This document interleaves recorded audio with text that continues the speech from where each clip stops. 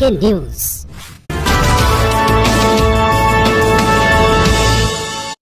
बिस्मिल्लाहिर्रहमानिर्रहीम। अस्सलाम वालेकुम नाज़रीन, वॉइस ऑफ कागान के साथ में राजा जुल्फ़िकार। नाज़रीन, आज बात करेंगे यूनियन कौंसिल क्वाई और विलेज कौंसिल भूंजा नूरी की बात करेंगे। वहाँ भूंजा नूरी से हमारे साथ मौजूद हैं टेलीफोन लाइन पे।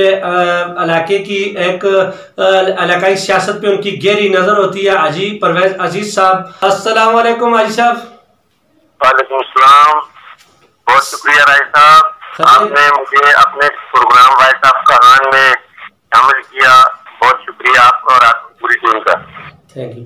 तो सर, मेरा पहला सवाल आपसे, कोरोना की वबा की सूरत हाल में आपके विलेज कौंसिल में इलाज की बुनियादी सहूलत मुयसर है या नहीं?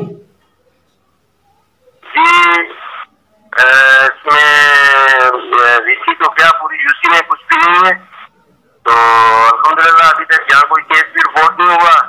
अल्लाह करे ऐसा ही हो, कोई केस रिपोर्ट ही ना हो। और आवाम यहाँ के माशाल्लाह खासे बाशऊर हैं, वो बाजारों में या रश वाली जगह में इस तरह वो नहीं जाते। तो शुक्र अल्हम्दुलिल्लाह अभी तक कोई केस यहाँ पे सपोर्ट नहीं हुआ। तो सहूलत किसी किस्म की यहाँ मुयसर नहीं है। अजीज साहब, जहाँ तक मुझे इतला है कि नूरी में बच्चियों का जो प्राइमरी स्कूल है उसको मिडिल स्कूल का दर्जा नहीं दिया गया है। तो 5 क्लास के बाद बच्चियां तालीम कहाँ हासिल करती हैं जी? ये बच्चियों का एक प्राइमरी स्कूल नूरी में है जो तकरीबन 25-35 साल पहले का बना हुआ। उसके बाद ये है कि बच्चियां जब प्राइमरी मुकम्मल करती हैं तो उसके बाद घर बैठ जाती हैं।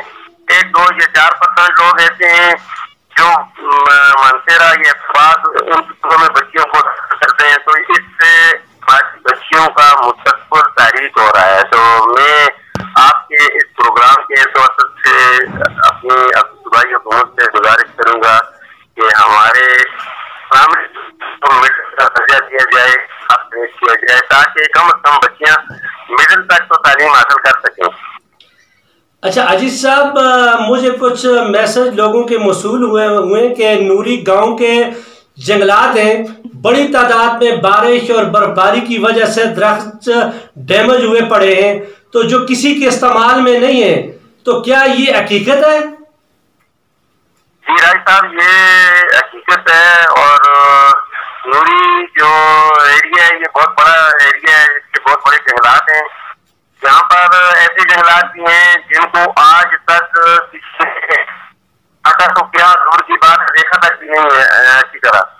तो इसमें लाखों की लकड़ी है, पड़ी हुई है, घर कर रही है। और उसके बाद खुशक दरख्त जब वो पोतीला हो जाता है, गिरता है, उससे 4-6 मजीद पौधों को वो डैमेज करता है। उससे जंगलात को और ज्यादा नुकसान होता है।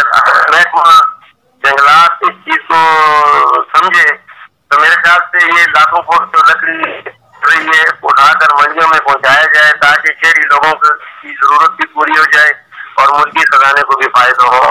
ये बहुत बड़ा, वाकई बहुत बड़ा नुकसान है। तो सर, ये जंगलात के मुलाजिम देख रहे हैं, तो इस हवाले से वो क्या कह रहे हैं? जंगलात के जो मुलाजिमीन है वो तो जिस तरह को तमाशा देख रहे हैं, वो तो अपनी नौकरी पूरी कर रहे हैं। उनको तो इस चीज से कोई दिलचस्पी नहीं है। हालांकि ये DFO का, एक कंजर्वेटर का, इन लोगों का काम है कि छोटे मुलाजिमीन से रिपोर्टें दे जंगलात के बारे में, लेकिन इस तरफ किसी की कोई दिलचस्पी नहीं है। अच्छा अजीज साहब, नूरी रोड पे CNW की जो मशीन लगाई गई है, तो मकामी लोगों का कहना है कि वो सही तरीकाकार से काम नहीं कर पा रही। तो इस हवाले से आप क्या कहना चाहेंगे? ये नूरी रोड जो है ये 1980 में शुरू हुआ था। एक जर्मन कंपनी आई थी, उसने शुरू किया था। सर ये 93 में जाकर उन्होंने मुकम्मल किया था। ये और कारें, हर किस्म की गाड़ियां चलती थी।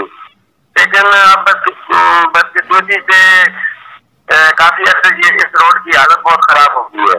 तो इसको हमारे मौजूदा MPA जो है